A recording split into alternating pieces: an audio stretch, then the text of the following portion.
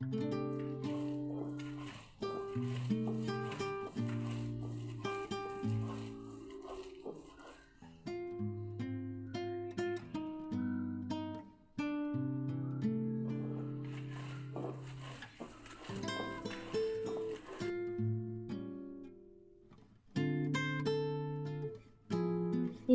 ভাতের হোটেলের সেই কচু বাটার সিনটা মনে পড়ে, কি দারুণ তাই না?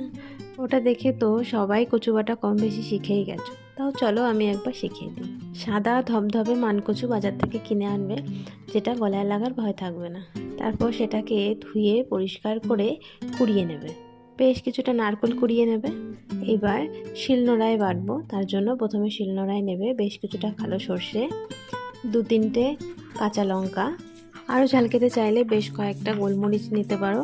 এবার নেবে কুড়িয়ে রাখা কচুটা আর কুড়িয়ে রাখা নারকেল, সব শিলনোড়ায় ভালো করে বেটে নেব। ভালো করে দুবার করে বেটে নিয়ে তার উপর দিয়ে কাঁচা সর্ষের তেল ছড়িয়ে নিলেই রেডি কচু বাটা। এটা তো কাঁচা খেতেই পারো, যারা মনে করবে গলায় লাগার ভয় আছে তারা এটাকে একটা টিফিন বক্সে করে 20-25 মিনিট জলে ভাপিয়ে নিতে পারো। যারা খেয়েছো তারা তো এর স্বাদ জানোই, যারা খাওনি তারা একবার অবশ্যই খেয়ে দেখো, দারুণ দারুণ খেতে।